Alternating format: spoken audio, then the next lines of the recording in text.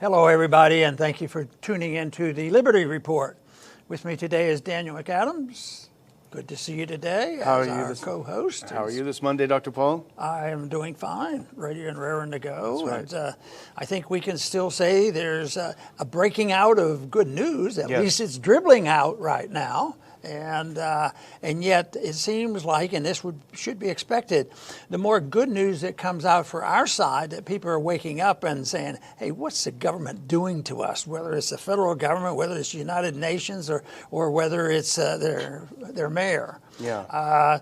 People are waking up, and I think this is great. And yet the officials are going to buckle down. You know, they double down on this, and they become more authoritarian. You know, there was one report that this was a good report, even though it was a bad report. That I think there were names put on Facebook or someplace. There were 900 individuals who had been the snitchers. Yeah. And you know, their names got on there, which they deserved. Yeah. But the snitchers were pretty unhappy, and the people who had got hold of it weren't happy with them either. Yeah, so there's a limit to how far they go. I don't know why people get a big thrill out of snitching, but they do. They feel important or something, even though it's for, so obviously ridiculous reason. One other ones, they sent 1,000 cops out. The mayor's 1,000 cops out, New York City.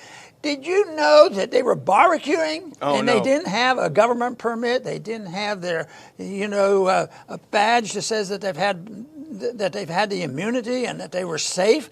But they came out, and it's to me, and I mentioned that the other day, it's almost like they hate people who look like they're having fun in spite of what we're doing to them. They still want to have fun, which is pretty bad. But no, there are a lot of good stories out there of people resisting, but there's a lot of bad stories out there that the government just gets more ornery and more authoritarian. And of course, the big challenge is going to be is how do we get out of this? Because it isn't just the issue, should governments be authoritarian and doing things they shouldn't be doing, but how are we going to convince the people exactly why this country is broke and how we work our way out of it? But in some ways that might work to our benefit, because maybe it'll get to the point where more and more people will realize, I can't even depend on my government to take care of me from cradle to grave. So I might have to do something else. I might have to learn how to go hunting and put some food on the table. So that I think is a good event, because it has to occur that the people lose their confidence in the government being the caretaker and taking care of everybody, because they can't do it. That's what gave us this.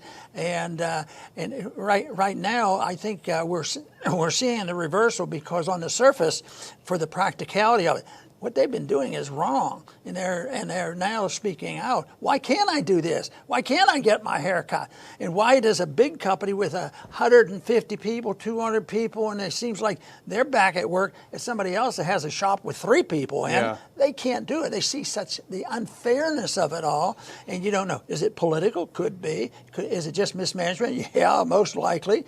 But it's never fair when they close something down artificially, and it's never fair when they pretend that they're going to open up the door again. I don't know why they don't have a little more confidence in liberty and let the people decide, because I think not only does that protect the principles of liberty, it also is more efficient. But so far, I think we're sort of making a turning point and moving in a different direction, but we have a ways to go. We do. And, you mentioned those snitchers. What I found interesting is one of those snitchers, and this, I'm sure, is the case very, very often. One of the snitchers actually called and turned in her own boss because her boss wanted to keep the business open. And she wanted to be unemployed because she wanted that extra $600 a month. Oh, God. So she anonymously called and turned in her boss and tried to get him in trouble. And I think this really underscores how deeply psychologically damaging it is for a society where people are encouraged to snitch on each other. And we saw this from East Germany, because after the end of that's sort of the greatest state of snitching ever.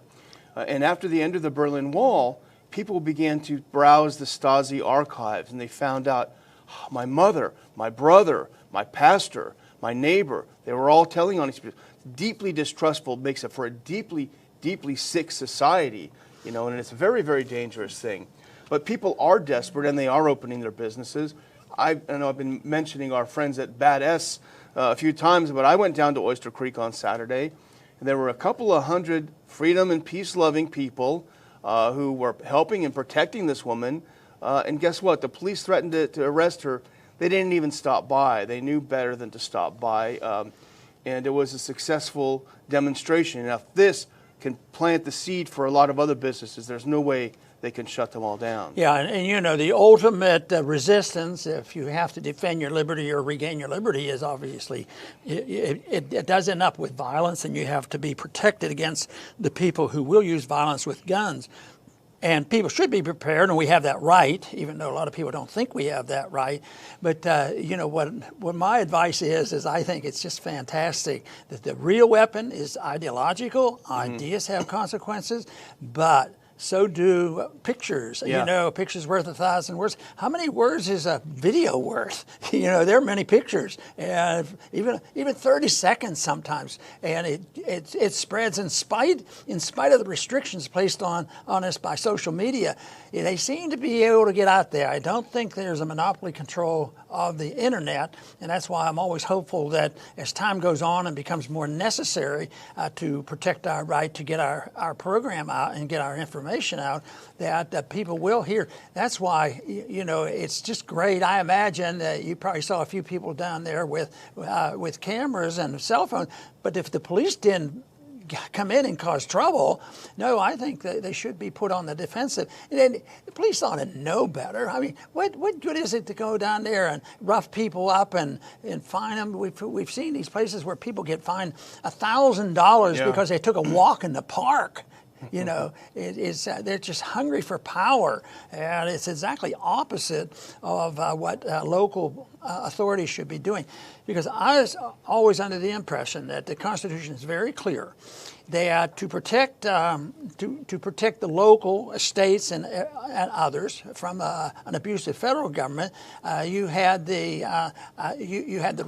obligation of the state government. That's why they didn't have a 17th Amendment.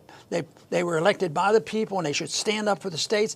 But at every level of government, the person elected isn't there to manage our lives. That's all they do now. But they were there to watch out for the people's liberty. So if it's the state level, they should be very involved in protecting us from the federal government. But the county sheriffs are supposed to be protecting us from abusive government. Yeah. But that has been lost. I hope those ideas are reversed, where governments are supposed to be protecting us. But there's too many in government right now that join the gang.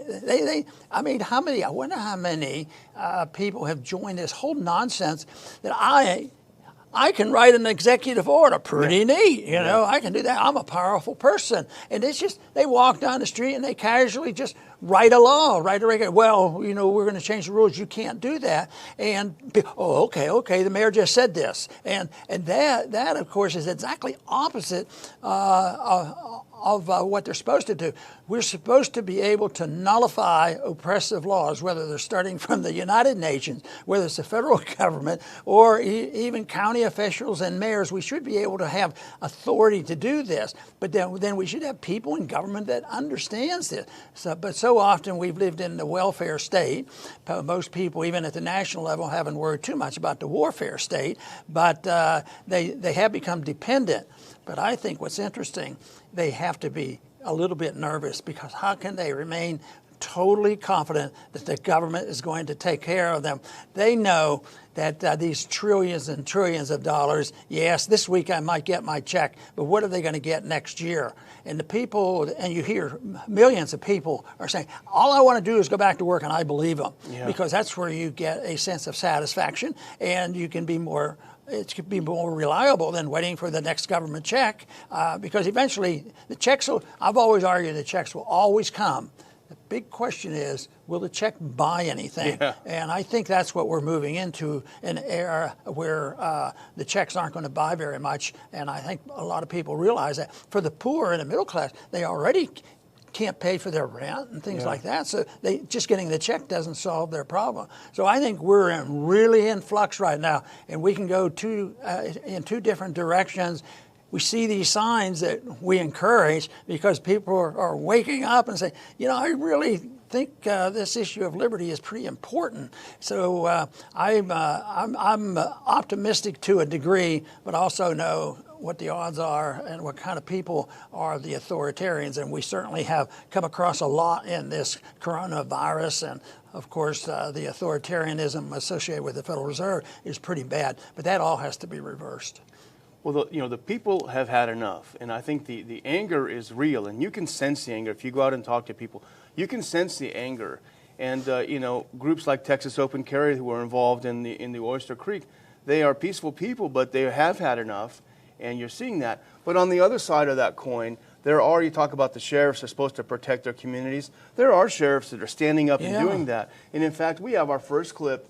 This is Sheriff Watts, Eureka County, Nevada. It's a small county, but this is a great little note that he sent his people. And if you don't mind, I'll read a little bit of it, Dr. Paul. This week, Eureka County Sheriff's Office received 2 complaints about people gathering and not social distancing. This is not an emergency or a matter for the deputies. These complaints were due to 15 to 20 people celebrating a birthday and the church hosting an outdoor service. The Constitution of the United States allows us freedom to assemble and the freedom of religion. No emergency declaration that's been signed can take those God-given rights away from us. And he goes on, and this is, he says, from birthday parties to church services, these are the rights of the American people. And just because you don't like what they're doing doesn't mean you're right. You have a choice to stay at home just as they have the right to assemble. In closing, and this is important, Dr. Paul, it is my stance that the men and women of the Eureka County Sheriff's Office will not be taking enforcement action on any of Governor Sisolak's orders, quote unquote, that clearly violate our constitutional rights. There you good go. Stuff. Now, he's a good sheriff. Yeah, he is. And he's not alone. There's the people themselves are rising up. Here's one in Huntington Beach. Remember, Governor Newsom was our villain of the week last week. He said, no, you can't go to the beach. And here's what Huntington Beach said the next day. Oh, yeah? Try to stop us. They showed up in court. There was not a thing he could do. He couldn't arrest all these people. It's impossible. And then the next one will be the final one that I say in this segment, Dr. Paul. This is Sheriff from Maine. The governor up there said, you better wear your face mask if you leave your house or we're going to get you. And there are many sheriffs in Maine, actually, who say, are you kidding?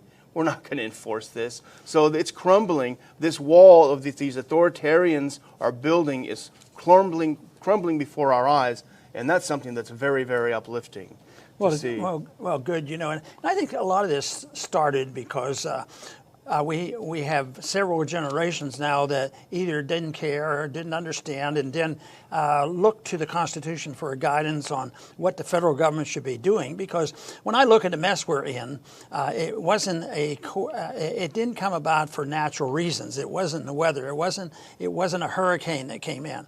But whether it's financial, which is something that is pseudo government, is created and permitted to keep that system going of funny money and the Federal Reserve, and also the coronavirus thing. Where did the government get this authority that the federal government especially, that they had total control of quarantines and what medications? So my argument is it starts with the abuse of the restraint of the federal government when they get out of hand and the states don't say anything about it.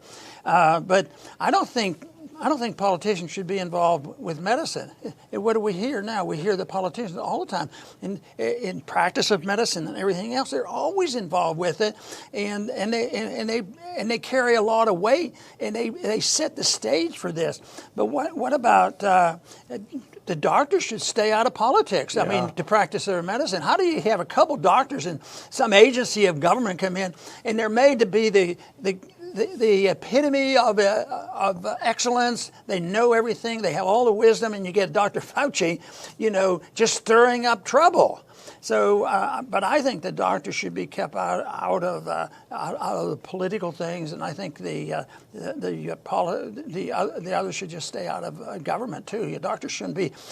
I mean, they're like right now they're deciding what to do with the drugs. Oh, we have one that looks pretty good. We haven't tested it yet.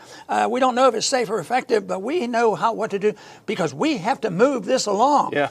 And why aren't people yelling and screaming about? Not only do they not have the authority and shouldn't be able to do it, but this is insane. And we can go over, and we've done some on some of the things that have backfired when government ordered vaccines. People die from vaccines at times. Vaccines can save people's lives. But who's going to make these decisions? Should it be Bill Gates? He studied this. He's an expert. So Bill Gates is supposed to decide because he's worked with this. He has companies he knows that manufactures this stuff, and he's dedicated. Yeah, no, I don't think so. I think that free people and local government, individuals, and nobody with this massive amount of authority in politics or in the bureaucracy should be permitted to have this much authority. When you and I assume responsibility for ourselves, if we make a mistake, it's mostly limited. We suffer the consequences. Yeah. When these guys get in government and make the mistakes, everybody suffers, and it's hard to reverse it. And that's what we're trying to get here. And that is why we're a little bit excited about seeing that people are coming alive. Yeah. Oh, you can actually use this word freedom and liberty, and they understand. And you know what I think is great is, I've always worked on the issue. I argue the case that liberty brings people together. If you know what liberty is, you don't have to ask any person about their religion or their social conditions or social beliefs or anything else. They have to give up the idea of forcing other people to obey. But you can have any belief you want, and you bring people together. So I think that's what's happening now. People are waking up because you've been in a way involved in trying to keep your church open. Yeah. So that's a different group than people maybe at Oyster Creek socially, but they were still nice people because the goal was bringing liberty together. So if you want to go to a place where their culture is a little bit different and social issues are different, and that's what I think is great. Once again, people can look, oh yeah.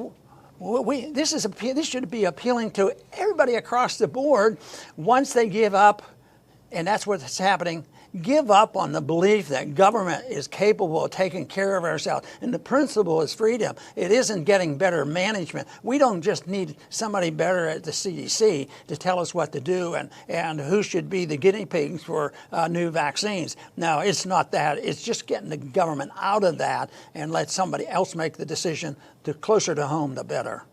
Yeah, and you talk about doctors being involved in politics. Well, it sort of reminds you of the neocons, Fauci and his crew. The neocons are always wrong in everything they say. They're proven wrong. And this is what Fauci was, from the very beginning. 2 million are going to die. 200,000 are going to die. You're all going to die if you don't do exactly what I say. Over and over. Oh, you got to flatten the curve so the hospitals won't be overwhelmed. Well, they're not overwhelmed. Well, you still have to keep staying home. You still have to be locked down. So on and on it goes.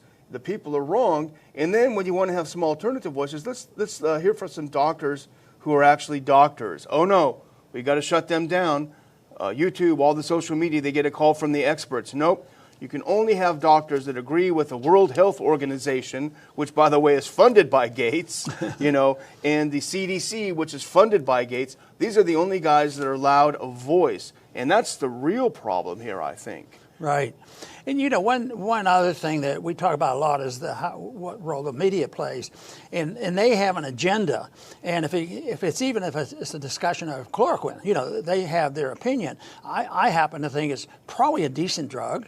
I have not prescribed it. I don't know a lot about it, but I don't think a bureaucrat has the legal authority to do with it. I don't think they have the knowledge to do with it, and I think it should be a scientific subject. But when you go to the media, it depends on what party you belong to. Yeah. Oh yeah, chloroquine. Oh, he's going to kill people. He's doing this. He doesn't care about killing people. It turns into a political squabble, and it shouldn't exist. It should be purely scientific, and it's worse now than ever. But I'd like to help discredit the people who pretend that they know everything in medicine, and that they will make the decision on what drugs are going to be used and how many immunizations you need, and then you get into the politics. Oh, you mean I have to have something in my arm in order to get on an airplane? Yeah. And if we're not careful, and if we don't wake up a lot more people, that's what's coming. Gates is not going to give up easily, and I guess he has a lot of influence with his money.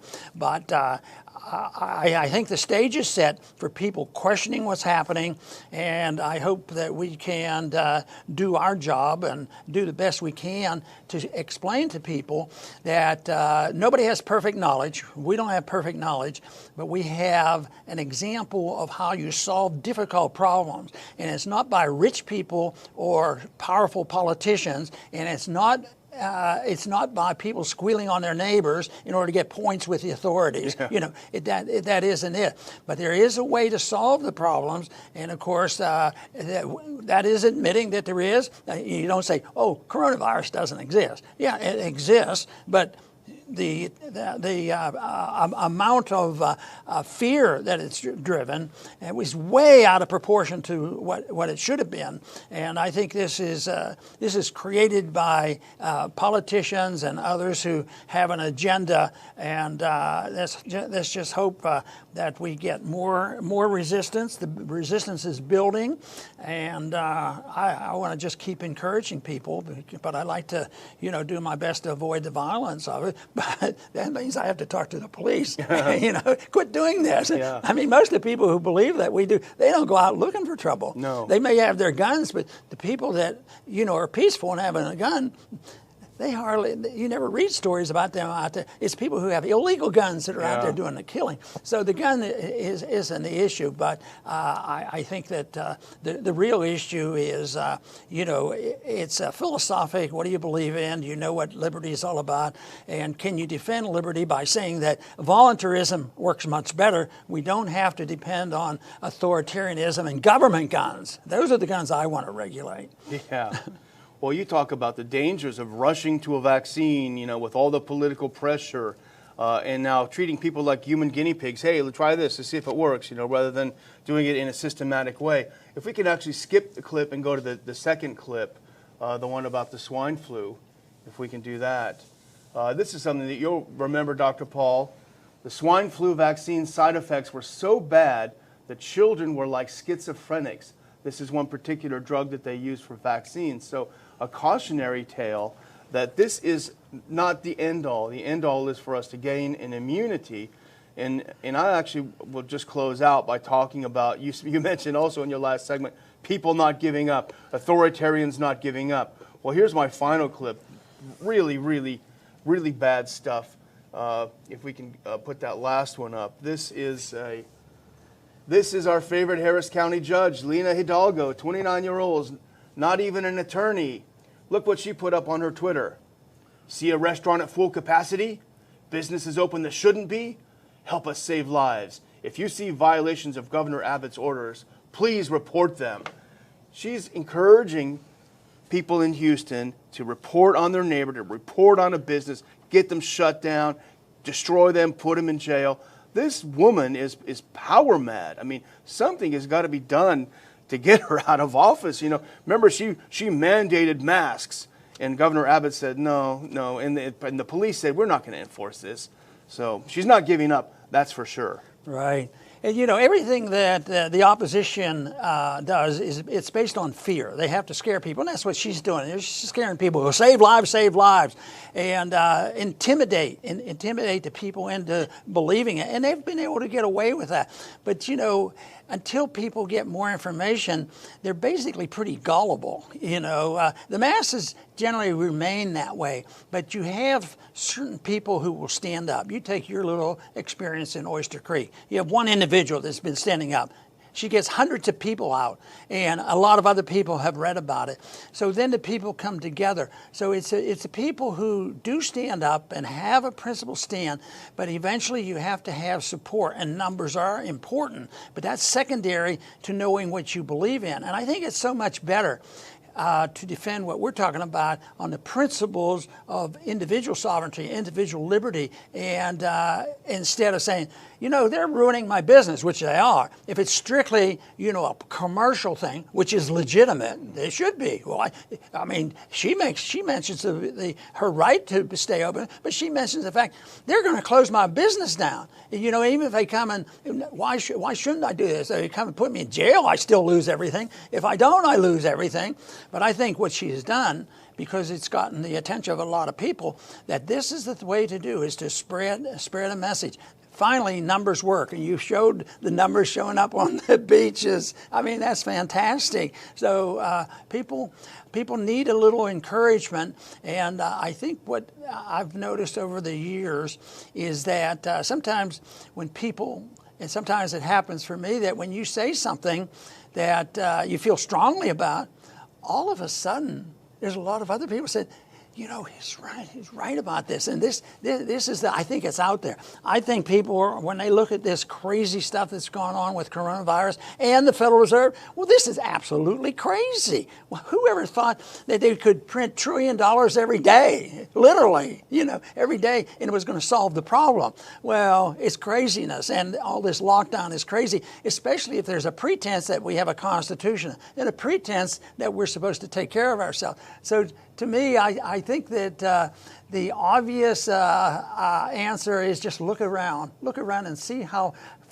failed the whole system is, whether it's in foreign policy, monetary policy, fiscal policy, or protection of civil liberties. They're not doing that, and we have to do that. We as individuals have to believe in it, and it is true. There are times you have to make a decision that when you stand up, you risk a little bit too, but you risk a lot more sometimes if you say nothing. They say, well, you can't do this. You might lose your liberties. Well, you might lose your liberties if you don't say something.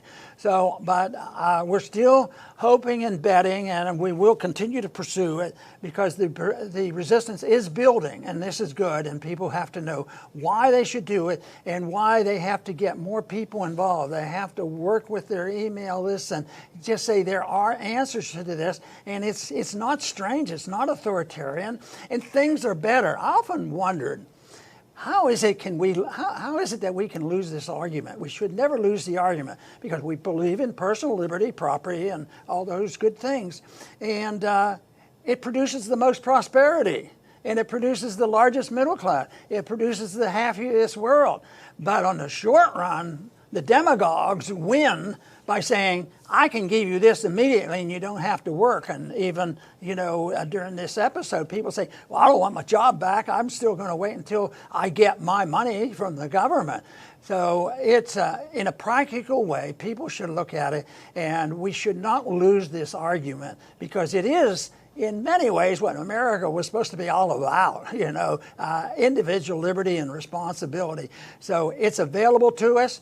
We're still able to talk about it, and that's really work hard. When you start thinking about people can snitch on us if this continues, that's bad news. That's bad news for us because most of the time you never find out who it was unless you find out a whole generation later that somebody snitched on your family. So I think it's believing in liberty and understanding why it's so beneficial and so practical and based on a moral principle. And you can be very much pro-American by doing this, and you haven't caused harm because people say, oh, if you do such and such, somebody's going to die from that. That's just demagoguery. It's lying, and they're wrong. So we have to counteract that by just sticking to the principles that we have that founded this country, and that is the principles of personal liberty and personal responsibility. I want to thank everybody for tuning in today. Please come back soon.